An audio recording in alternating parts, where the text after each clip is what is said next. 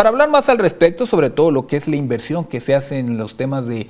combate a la inseguridad, nos enlazamos con la directora de investigación del Observatorio Nacional Ciudadano, Doria Vélez, a quien le agradezco esta oportunidad de hablar con usted, directora, y hacer un repaso a algo que advierte el propio Observatorio Nacional, que es este tema del gasto público en seguridad, y lo que señalan ustedes es pues una estrategia poco coherente o sin una estrategia que sea coherente. ¿Cómo está, directora? Platícanos un poco más de este estudio, lo que pudieron encontrar ustedes en base sobre todo a la inversión que se hace a materia de seguridad. Hola, buenos días, un saludo a ti y a tu auditorio. Pues sí, como bien mencionas, una de las cuestiones que ha señalado el observatorio es que la Estrategia Nacional de Seguridad Pública pues no pasa la prueba de coherencia de política pública. Y bueno, partiendo de esa base, hicimos un análisis del gasto público en seguridad, aplicando por un lado la ruta del gasto público y por otro lado pues el seguimiento de qué es lo que ha pasado con algunos programas presupuestarios. Y una de las cuestiones que encontramos es que pese a que en el discurso político del gobierno federal pues se habla de que hay un cambio de paradigma y que se está privilegiando la prevención, en términos de recursos no es así. Inclusive si se hace un análisis de lo que del recurso asignado y ejercido en materia de prevención, pues vemos una disminución, mientras que en el gasto asignado al enfoque o a la parte reactiva de la estrategia, vemos que concentra la mayor cantidad de recursos y que aparte hay un incremento en los recursos que se obtienen y se asignan en ese ramo. Adicionalmente, una de las cuestiones que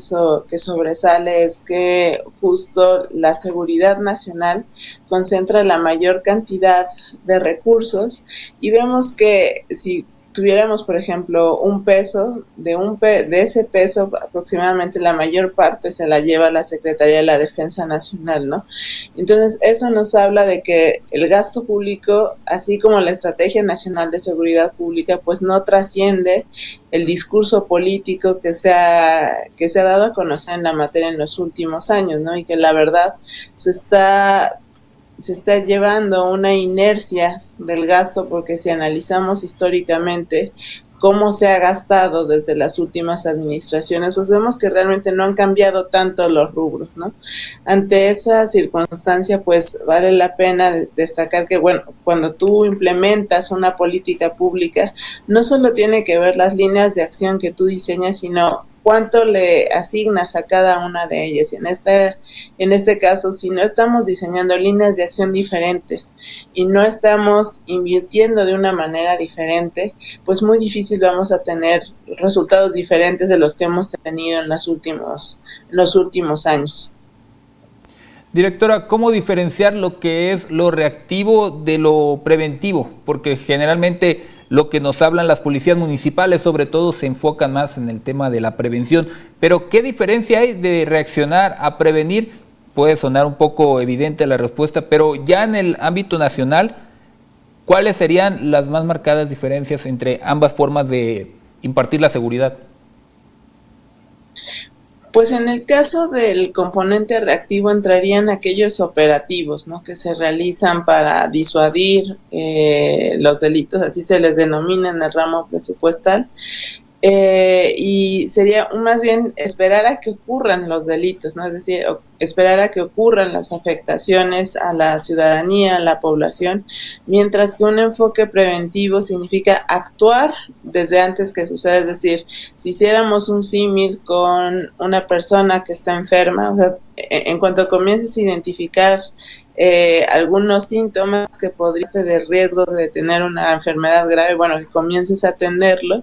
pero si habláramos con esa misma figura, ¿no?, de un enfoque reactivo, sería que te esperes a que una vez que tengas esos síntomas, presentes ya la enfermedad grave y entonces sí comiences a atenderla, ¿no? Algo adicional que quisiera destacar es que identificamos a partir del estudio que presentó el OBSE en los últimos años, más de lo que estaba autorizado fue la Secretaría de la Defensa Nacional, ahí especialmente por el proyecto del aeropuerto, y adicionalmente pues vemos que no hay una evaluación de los programas presupuestarios, ¿no? Aquí a lo más que se llegó fue una evaluación del diseño de los programas presupuestarios, y pues eso abre la puerta a que haya una serie de políticas públicas y de líneas de acción que podrían llegar a ser deficientes para esta materia. En cuanto al tema preventivo que ya mencionaba, y algo que también sucedió y queda más en evidencia la poca atención que se le está brindando a este aspecto, que como usted lo utilizaba la analogía de la persona enferma, pues a los primeros síntomas intentar tener la consulta adecuada y los medicamentos, en este caso la prevención sería esto, pero el recorte que se le hizo a los Fortaseg, al programa de fortalecimiento de seguridad, muchas policías municipales de ahí se estaban sirviendo para poder mejorar las raquíticas condiciones en las que se encontraban, y ahora nuevamente con el recorte presupuestal pues ya no sabrán de dónde obtener recursos. Que si había o no corrupción, pues nunca se comprueban todos estos dichos que vienen desde presidencia, pero al ver esto, al ver debilitado Fortaseg, nos dice que seguiremos en esta tendencia, ¿no?, de la reacción más allá de la prevención. Sí, además riesgo, uno de los programas que supuestamente era una de las prioridades de esta administración federal, que es el modelo de justicia cívica, ¿no?, y de policía, entonces pone en jaque eso, y pues también centraliza cada vez más la seguridad pública en el país, porque, o sea, por un lado no incrementas, por ejemplo, recursos como el FASP o el Fortaseg, y entonces con eso vas disminuyendo cualquier intención, ¿no?, de fortalecer las coordinaciones entre instituciones de seguridad pública en los ámbitos estatales, ¿no? Creo que otro aspecto que también pues es preocupante, sobre todo porque nos da a conocer que a lo mejor no se cambiará el camino tan pronto, es lo que sucede en cuanto al gasto que se le asigna a la Fiscalía General de la República, porque si bien vemos pues que los recursos se mantienen de cierta forma, vemos que hay una disminución de los componentes que van dirigidos a la profesionalización del personal de la Fiscalía y aquellos recursos que van asignados a perseguir cuestiones de delincuencia organizada. Entonces, eso es un tanto paradójico, ¿no?, porque estamos hablando de que queremos mejorar las capacidades de investigación, pero disminuimos estos dos rubros en los cuales se gastaría en la Fiscalía General de la República, y si a eso lo sumamos con el fortalecimiento de la militarización pública que se percibe en el gasto público en seguridad, y aparte la centralización en esta materia por lo que ha sucedido con FASP y Fortaseg, pues bueno, creo que el panorama que tenemos dentro de algunos años pues es un tanto desalentador y no coincide nada, ¿no?, con la narrativa oficial de que se está buscando un cambio de paradigma y que supuestamente se privilegia el enfoque preventivo. Menciona también el estudio, directora, de esta investigación, el tema de la Guardia Nacional, que desde un inicio generó cierta polémica porque muchos temían que era el siguiente paso hacia esta crítica constante que existe hacia el gobierno federal respecto a intentar militarizar la seguridad y hacer que sea la Sedena quien se encargue del resguardo no solo de los hechos que les competen a ellos, sino también a nivel local. El ver el aumento presupuestario en la Guardia Nacional, ¿qué nos dice? ¿Sí se le está buscando dar las herramientas necesarias o nada más fue pues un tema de les toca más dinero pero no sabemos qué vamos a hacer con ustedes, como hasta el momento pareciera que es lo que sigue sucediendo?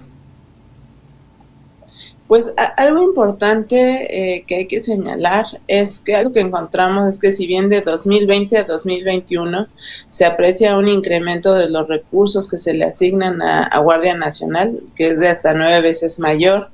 esto sucede porque hay un reacomodo de los programas presupuestarios y realmente aquellos recursos que estaban asignados a Policía Federal, pues ahora se los asignan a Guardia Nacional, y realmente eso lo que nos da es que no hay un cambio de fondo en la manera en que gastamos en materia de seguridad, simplemente cambiamos la etiqueta, pero aquí lo preocupante es justo las características que tiene la Guardia Nacional como institución, ¿no?, en la cual,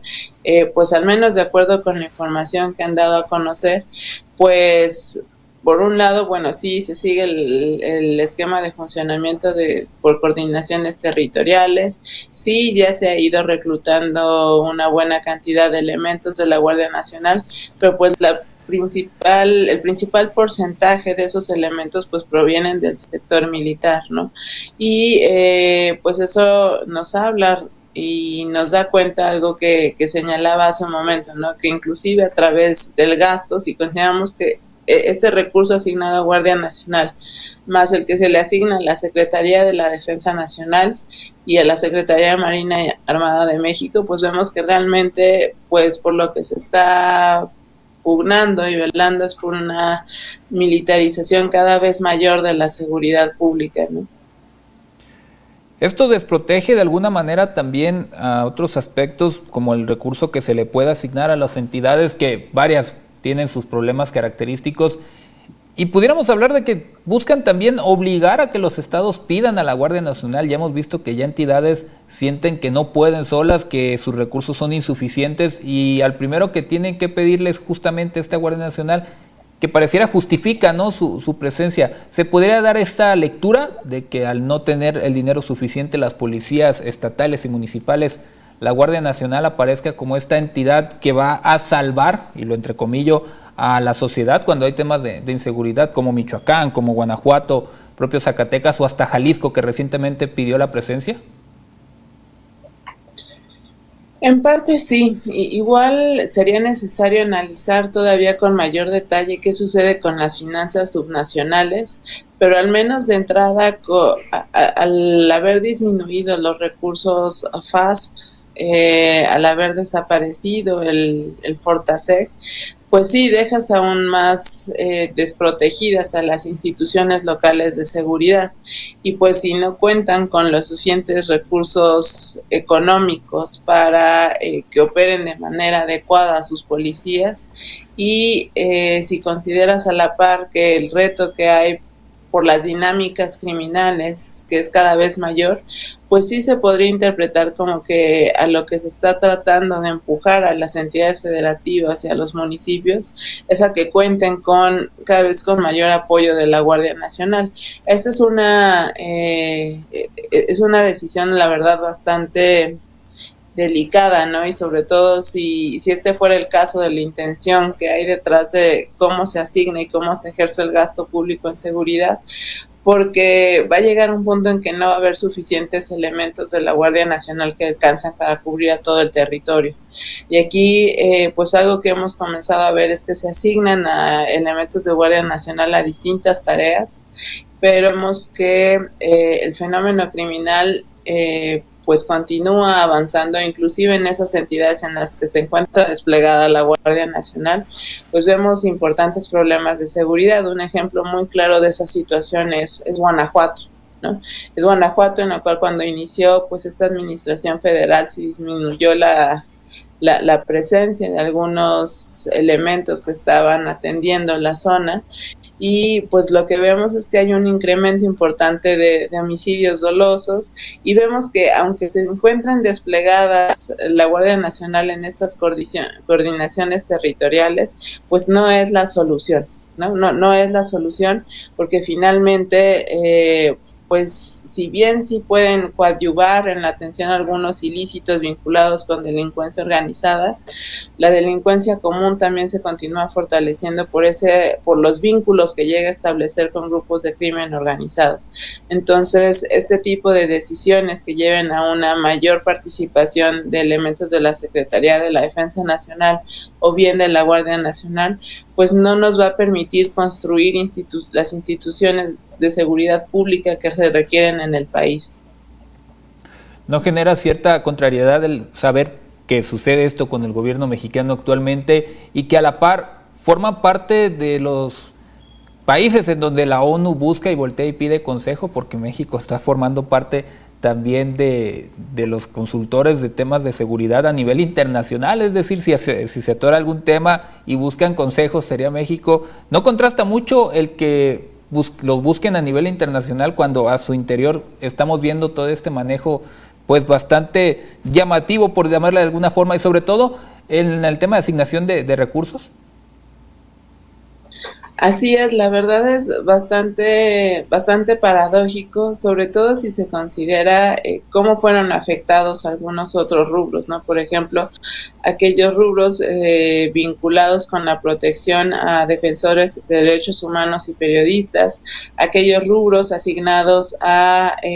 cuestiones de refugio para las mujeres violentadas. Entonces, la verdad sí es bastante paradójico que estemos asesorando internacionalmente sobre cómo deberían ser las cosas cuando internamente la política pública que se está aplicando